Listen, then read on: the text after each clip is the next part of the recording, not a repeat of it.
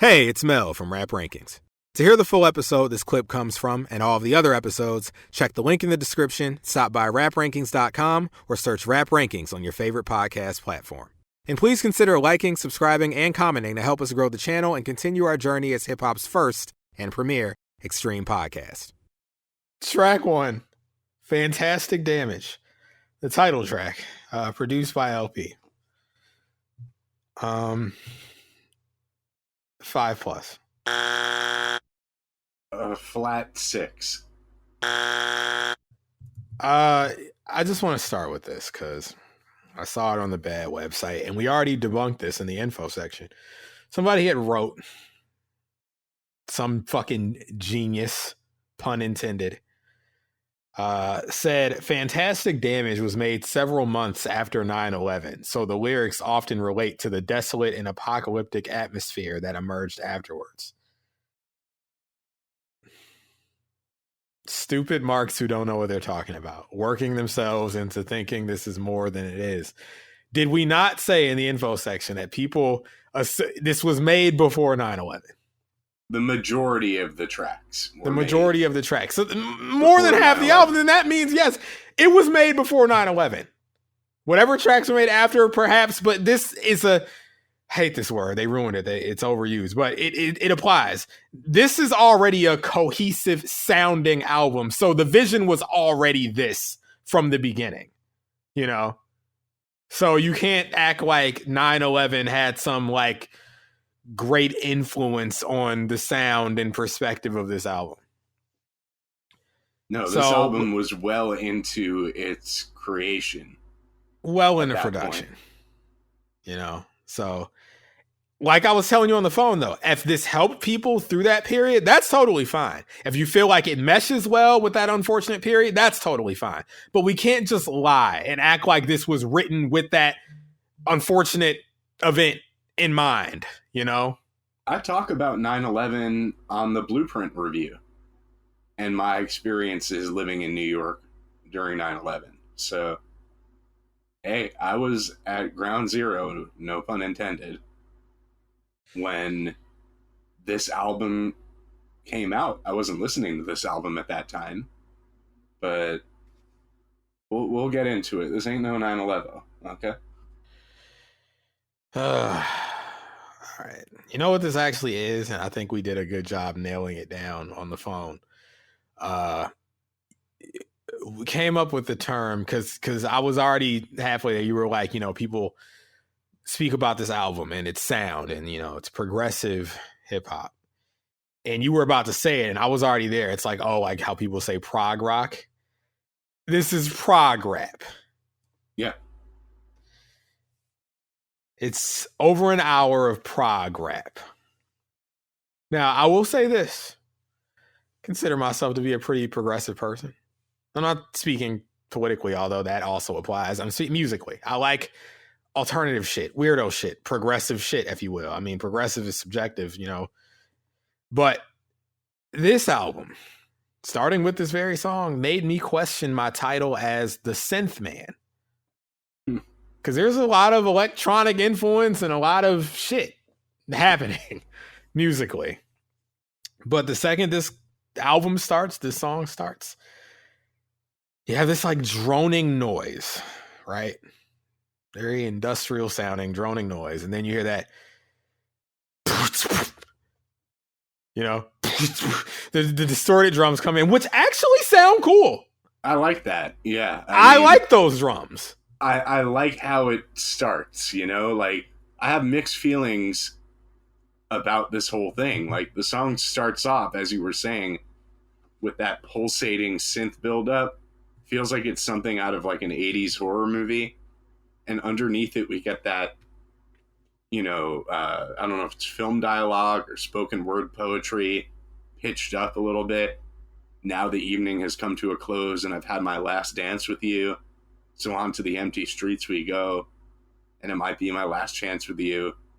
So I might as well get it over with. The things I have to say won't wait until another day. And then LP, I guess, thinking, you know, it's cute or something, yells, "Shut up." Yeah. like Brack from But yeah, you Space get that Ghost. kind of push and pull of the crunchy drums and then the silence before the beat fully drops, and we get the scratching element added in there as well. I like some of the sounds and dislike some of the sounds. But when the beat really gets going and LP starts rapping, more elements keep getting added in, and it becomes truly cacophonous. Like, just a completely dizzying array of sounds that might sound good to you, doesn't sound good to me. Me either. And I'm just gonna steal his words because they're my thoughts exactly when this music is fully, realized after the intro. I'm just like, shut up. Because I'm just look, I'm gonna say this now too, because it's track one and I should. I'm not a fan of the vocal mix on this album. And it's important for me to say that. Very important for me to say that. Because here's the thing, folks. We don't review genius.com pages. We don't review lyric sheets. We review the music as it hits our ears. And when the music hits my ears on the majority of this album, the vocals are buried under what just sounds like noise. So regardless of what he's saying or what the song is expressing, if I can't make it out, if I can't hear it, then it's not being said. And here's the thing. Apparently, because we know sometimes, well, most times, Genius mistranscribes things. Apparently, things like this were being said. The fabulous structure that's coaxed out of rubbles, puddles splash, mechanisms burn with beeping sounds that own their humans sold as ruthless rounds of radio dust, cranial mush, men get flattened out, radial spun on dusted combatant joust. Look, I'm a fucking mark for art rap. And, I just want to be clear. I've bought multiple albums from fucking Rap Pereira, formerly known as Milo. The point is, I'm no stranger or opponent of dense, heady, alternative, flowery, whatever you want to call it, hip hop. I'm fucking Pizza Boy, mind you. I'm at home with the weirdos. That's where I belong. But this does nothing for me. I can't even hear these words anyway, but I don't like it on paper. Like, I'm reading it, so even if I could hear it, it wouldn't be doing anything for me. I think we differ there a little bit. Okay. Because as far as his rapping goes, he's neither lyrically nor technically as gifted as Aesop Brock, who's his label mate on Def Jux at this time and appears on this album. It doesn't stop him, though, from, trying to take those big swings with his writing at points. This is a song that I could point to as an example of that. I feel like reading some of these lyrics out, some of them do read, I would say, poetically. But at the same time, his writing can also be very juvenile when he's not taking those sort of bigger swings.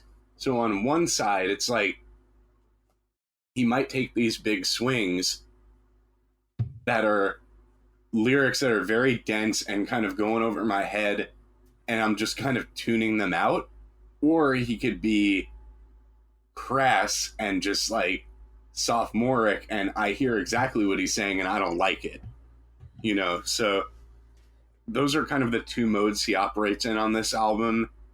And the chaos of these beats as they go on, especially, and continue to get more chaotic as they build, around his vocals and everything. It does not help his vocal delivery, and neither does the vocal doubling at points. Sometimes the vocal doubling stomps on his actual rapping and I'm missing words. So between the beat getting crazy, the vocal doubling, LP just feels like he's constantly fighting from underneath to be heard.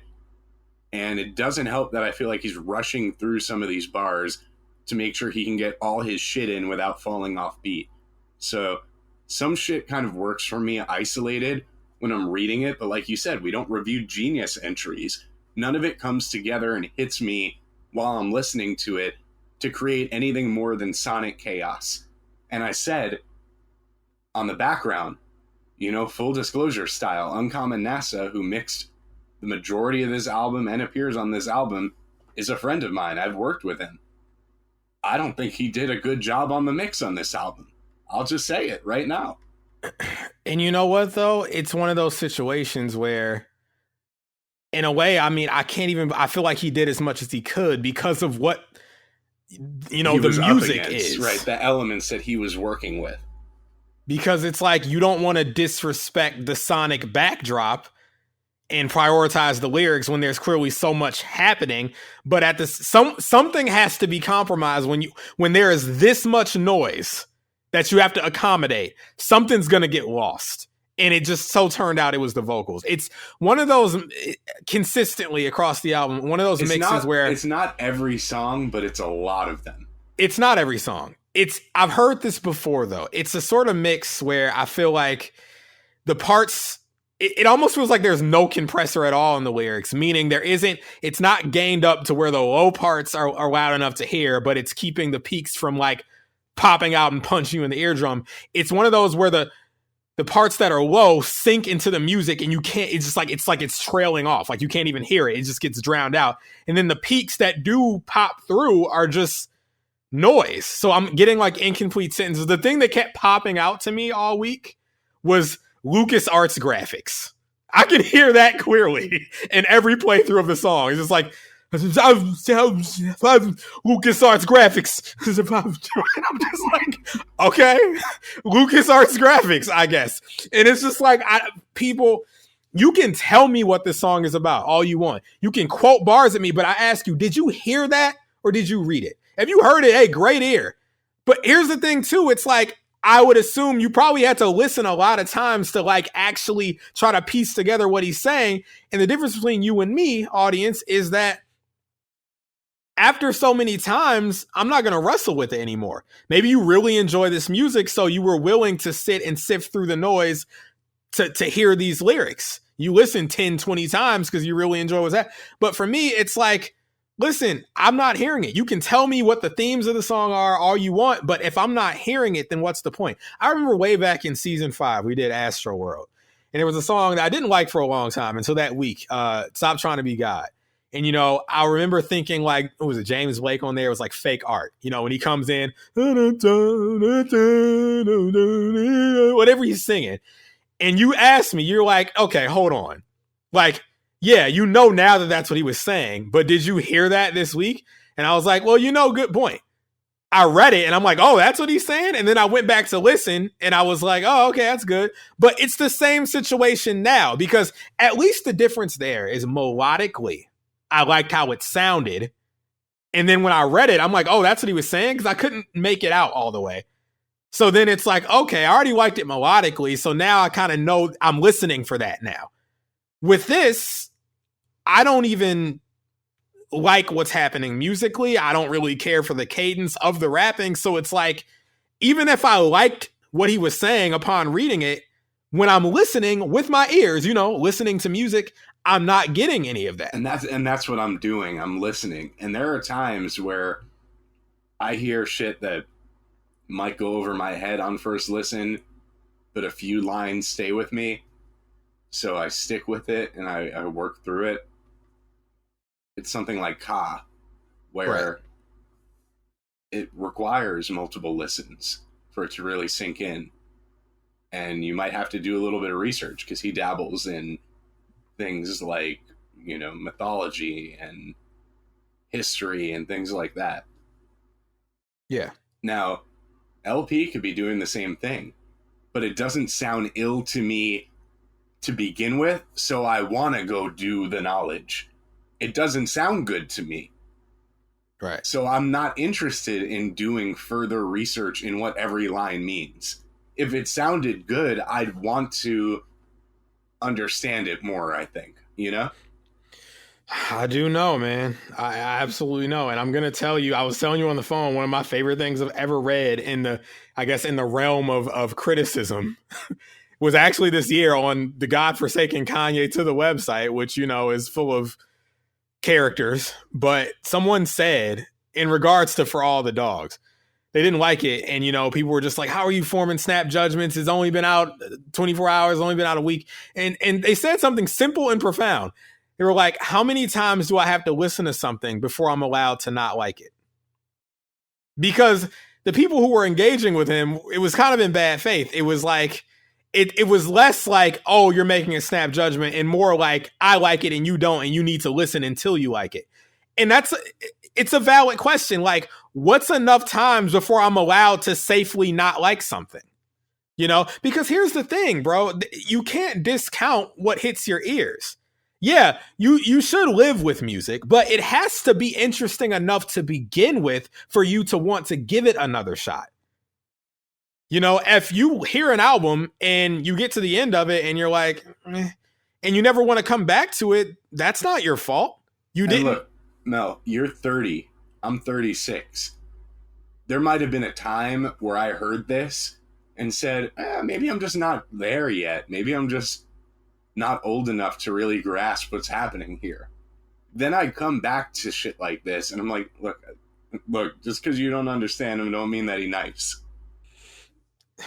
What I tell you, yeah, just because it's progressive don't mean that he's nice, okay? Like, and on that note too, I actually had this thought on track 3 on this album, but I wanted to say it now up top because we're setting the stage for this review, as we often do in many reviews. That first track or that first handful of tracks, Mr. LP, if you wanted to make an instrumental album, just say that, because that's the feeling I get.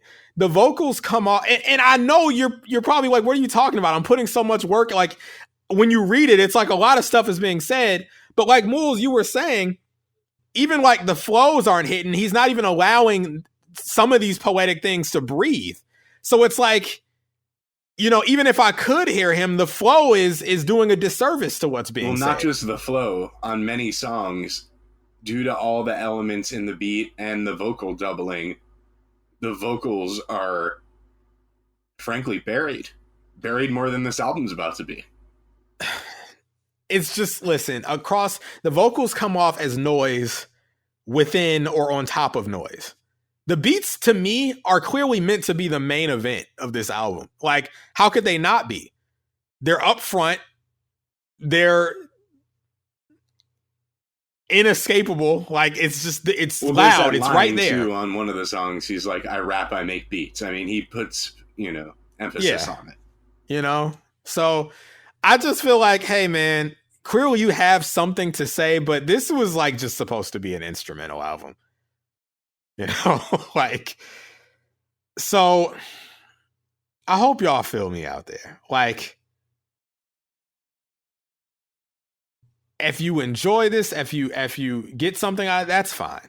I'm just telling you how I feel. I'm not even hearing enough to bite into and chew on. Like, it's just phrases popping in and out of noise.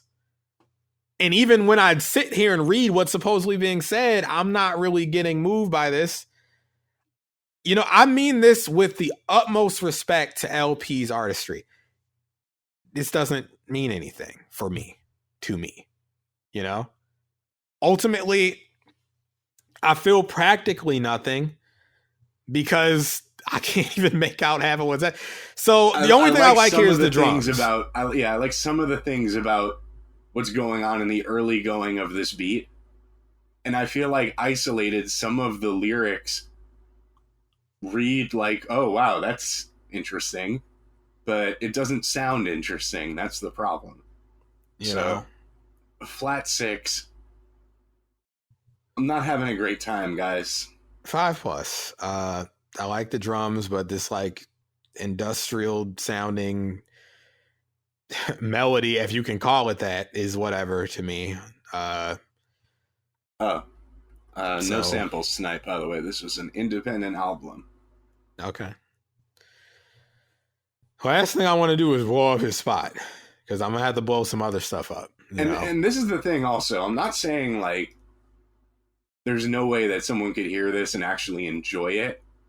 I see what the appeal is for some people based on the realm that they kind of occupy in terms of what kind of rap they listen to and whatnot. I don't understand how an album like this becomes critically acclaimed across the board, because it's not for everybody. I'm sure that people that understand this album and enjoy this album know this isn't for everybody. Like, I enjoyed Skinamarink a lot. That movie was amazing to me. Some people were like, it was literally just staring at a wall, and they didn't like it. And I totally get that. I could 100% see why someone wouldn't like that movie. It's an experimental film. It's not that crazy to me to think about. It would actually be crazy to think about that film as a film that has an 80-something% Metacritic rating. It's like, wait, this many people? No. On something that's this quote-unquote challenging? I don't know. I mean, I'm not doubting people like this shit, but I think some people were kind of, hey, yeah, I like it too. Oftentimes when something like this builds a reputation, people feel obligated to like it, or they like what it represents more than what it actually is. I'm not saying that's everybody. I'm just saying that is a valid phenomenon, and I've seen it. So, look, they know the number. They're welcome to call in 718-635-0743. Explain what you enjoy about this. I hear a lot of times when people talk about this album, they're like, oh man, dystopia, 9/11. It's like all the buzzwords from the articles and the reviews are getting hit. Like, okay, yeah, dystopia, 9/11. I mean, hey, I just wanted to get all that out in track one so that set the scene, man. Set the table. We have to set the table. This is what we do. And I'm not going to let this fucking review turn into Uncontrolled Substance Part 2. All right. I've got nothing else for this. So who could? Many people, supposedly. But you want to move on? Fuck yeah. Hey, it's Mel from Rap Rankings. To hear the full episode this clip comes from and all of the other episodes, check the link in the description, stop by raprankings.com, or search Rap Rankings on your favorite podcast platform.